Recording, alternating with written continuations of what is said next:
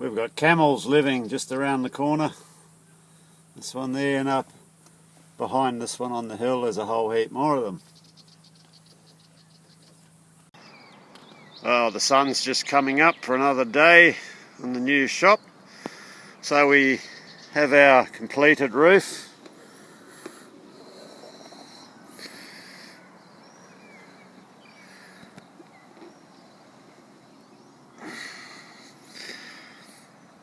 So as planned, we just got it in time before the Christmas heat comes, as they're forecasting 43 degrees in Perth for Christmas Day. So out here it's usually 1 or 2 degrees hotter than that. So let's have a look inside. Well, g'day, Max here again. Welcome back to the shop. Well, the new shop. So we've had a major push on. I've just pushed myself to my limits, and over the last 3 weeks, and we've achieved what we set out to do, and that was to get the roof finished before Christmas time, before the heat of Christmas set in. So yeah, we managed to, we'll go for a wander. Roof's all complete now, all bar the flashing, but that'll all get done at the last stage of the build. And then up behind me, those two uprights, one there and the other one just there, that's going to be for the rear roller door. So in the new year I'll finish all that framing off. There's girts got to go across for the tin to mount to, and all of that sort of carry on. So my main reason for the big push, the Weather Bureau has given, well, they're saying it's going to be a long hot summer this year, and already it's probably about 35 degrees C today. Christmas Day they're giving 43 degrees C, well that's 109 Fahrenheit. Now those forecasts are in Perth City. We're 20k out, so generally here it's 1 to 2 degrees hotter, so it could be 110, 111 degrees Fahrenheit, which is 44, could even go to 45 degrees out here. So it should be a stinker. Now, the other reason why I had to, apart from the heat, or the sun and me working in the heat, which is not a good thing, my other reason for the big push on for the roof was to keep the heat and sun off the shop floor slab. Now I'll swing you around. So the entire shop floor slab has no saw cuts, no expansion joints. Now normally they'd run out from where your columns come out. Each column would have a saw cut going through, and then they'd put one straight down the middle. And I did not want saw cuts, expansion joint saw cuts in the slab, purely because if the thing's going to crack, who says it's going to crack on an expansion joint? And the other thing is, I'm a bit wary straddling an expansion joint with a machine. So that was my main reason. So yeah, so we'll take a wander outside. Well, before we go outside, so I think last video on the update we'd completed the short side of the roof, so I was able to do all that by myself. So the larger side, which is up here, and that I did have to get a couple of able-bodied assistants to help me pass the sheets up, as the sheets were 11 metres long, and it was just a bit much for me to handle on my own. So we'll take a wander outside, shall we? So this is the short side of the roof, which I'm pretty sure I've shown this last update after I'd completed that one. And of course I've mentioned before the long window to go through up there. So we'll take a wander around the other side. So we get good shade on the walls of the building, as we've got the afternoon sun hammering down now.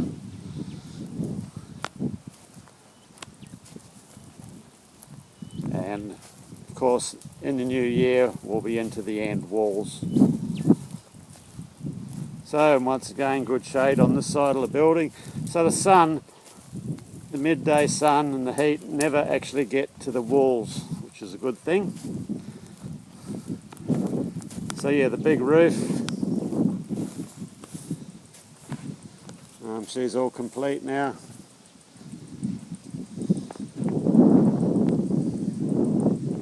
So it'll come out really well. I'm very happy with it.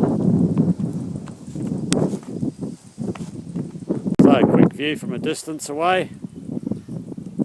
So I think we're onto a winner. So another thing which had to be taken into consideration, which is to me is very important, with regards to this big window up here, was that no summer sun, the sun rays were not able to penetrate through this window.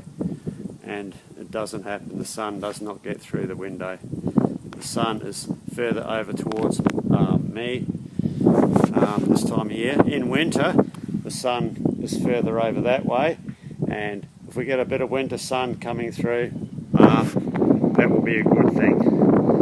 So, yeah.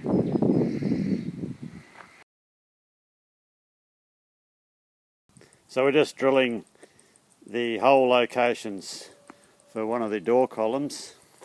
This is on the eastern wall. Now, talk about more arse than a herd of elephants. There's that much rebar on the outer perimeter of the slab that runs, I've just missed it by probably 2 inches there, and I must just have missed it because there's a whole heap runs here as well in a box formation, and then the mesh that's on top of that. So we managed to get our both holes through to depth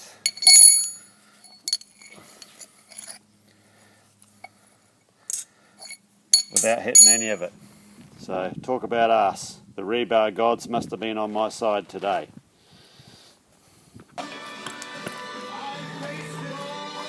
Not so lucky with this bastard. We hit a bit of Rio, about 1.5 inches down.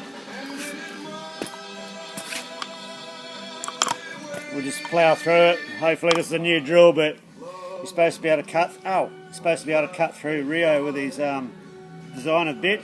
So we'll give it shit and see what happens.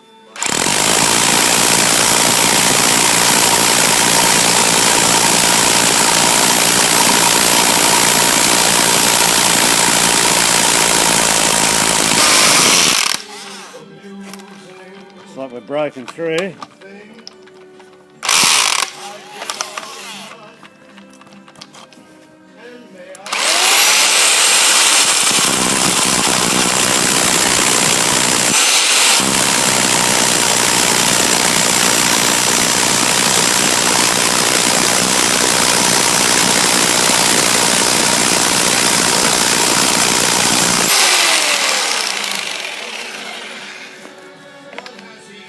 Hardly a drama.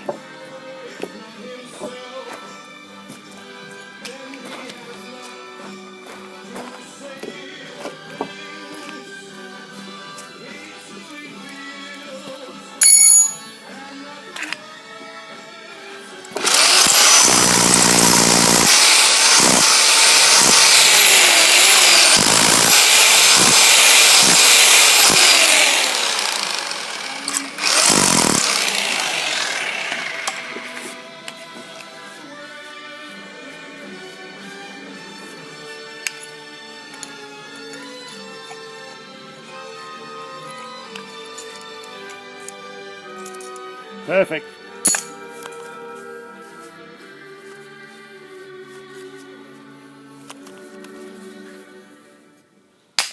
Okay, let's get our locking bolts in position, or our column in position, put our locking bolts in, and then take care of the mounting point up at the top apex.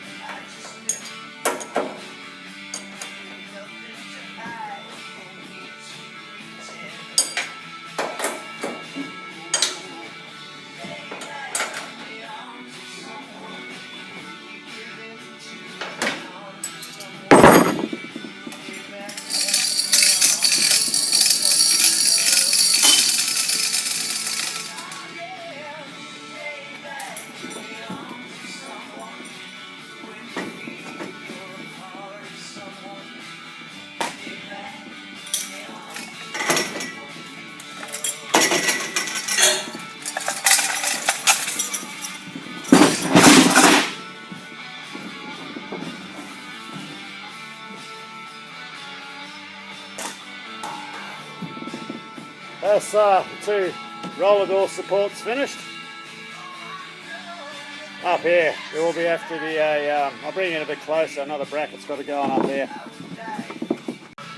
After Christmas I have to fabricate up some L-shaped brackets, and they mount up on this face of the C-purlin, and the tail of the L picks up on these bolts, and what that does is strengthen the C-purlin to take any momentary twisting out of it. The more you, when you load up beams and purlins, they want to twist unless you can hold them straight. You've got to be able to resist that twisting. So probably, as you can see, that brace there, that comes up on either side. There's another one there. There's another one over there, and I've still got to put one up here, another row through up there. And what they do is, yeah, they hold these C-purlins in the vertical position to stop any twist. As soon as these things or any beam twists, its weight bearing capacity just drops off to nothing. So,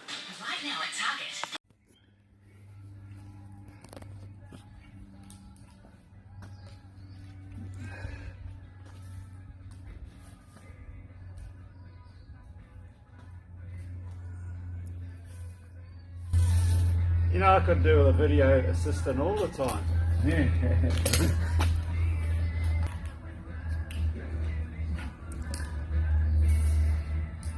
Can you edit as well? You can film and edit my videos. Save me pissing around.